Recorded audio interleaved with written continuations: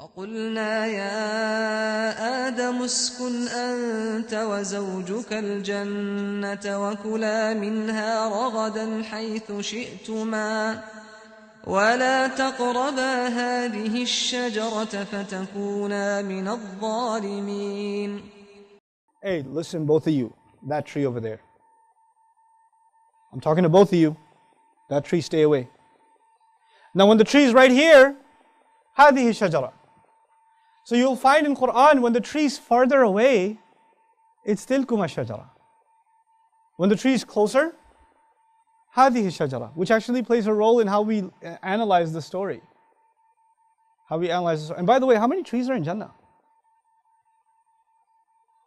It's called Jannah, which means it's lush, which means it's filled abundantly, endlessly with trees. How big is Jannah? وسارعوا إلى مغفرة من ربكم وجنة عرضها السماوات والأرض أعدت للمتقين. And how many trees in Jannah are haram? One.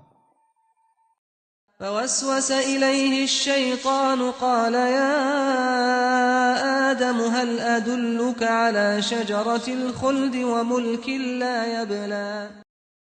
How much real estate do you have to find the halal in Jannah? And shaitan can still get you to come to the billions of trees that are the expanse of the skies and the earth. You try to get you to go near that one tree. By the way, even getting near the tree must be a trek.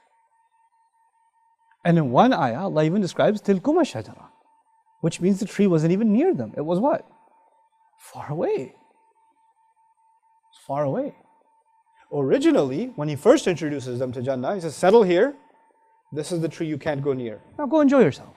And they go enjoy themselves. And they go far out there.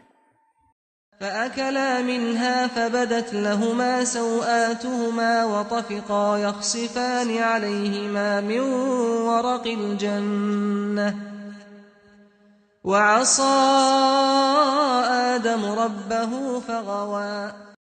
But after the mistake, tilkuma shajara, to illustrate, by the way, that you came a long way to do this. And that's why we understand, فَدَلَّهُمَا بِغُرُورٍ, shaitan reeled them in using deception.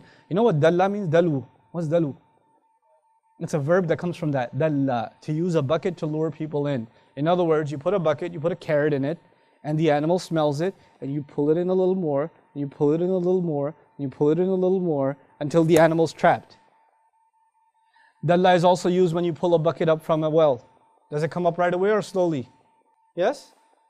Now if a bucket comes up quickly, adla. Adla. When a bucket comes up slowly, dalla. Dallahuma bighurur. He slowly reeled them in. In other words, it wasn't one time, hey, why don't you eat from the tree? And they're like, okay, sounds like a good idea. Totally, we should do this. It was a little bit, then a little bit, then a little bit. And every time was almost inconceivable that we're doing something wrong. Because it was just a little bit of a, one step closer, we're not even at the tree. We're just kind of, can't even see it yet. Can't even see it. We're just a step closer. It's not haram. What do people do when they fall into a trap of shaitan? Shaitan comes to them and says, hey, why don't you do like ultimate super crazy haram and burn in hell? No, he says, hey man, take it easy a little. Just, whatever, this is still time for Fajr. Chillax. Just a little bit more. Just go back to sleep. You can feel shaitan's foot pressing down on the pillow. And you're like, I got a little bit of time. So first he gets you with salat. And he has to get you with salat first. You know why? You want to kill the guard. You want to penetrate the castle. You got to take out the guard first. Right? So get you with salat first. You start saying, oh, just whatever. I prayed at 8 o'clock. It's a big deal. At least I prayed. It's like the security guard who shows up late. Is there a possibility that the enemy went in before you got there? Yeah? Possibility, right? What does Allah say about salat? Inna salata tanha anil fahsha'i wal munkar. Salat is what prevents you from shamelessness. When your salat starts falling apart, does shaitan have opportunity to do other stuff with you? Ooh. So first, it's not a big deal. It's just a little late. It's just a, and he won't get you to miss it altogether. It'll be the guy that shows up first before the adhan. Then you don't have to go that early. Show up after the adhan. They'll be like, you don't have to pray all the sunnahs. It's not fard. Then you're like, okay. Okay, well, salat's at 8:15. It's only 8 right now. Just go at 8:10.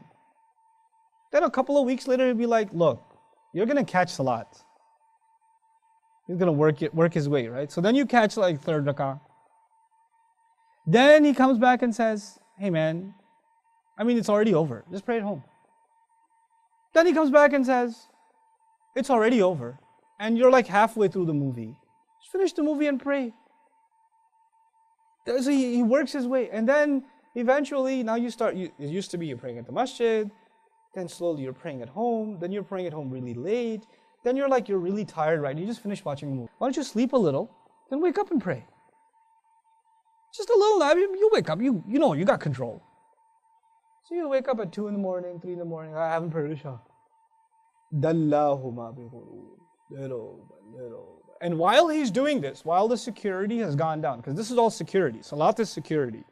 While security has been compromised, then the floodgates to evil. Because this is good, salat is good. But leaving it opens the doors to evil. That's when he does that other stuff. So the kinds of movies you watch changes. The kinds of stuff you expose yourself to changes. You start becoming a different kind of person. A personality change starts happening. But it all happens very little at it. He's got a lot of patience.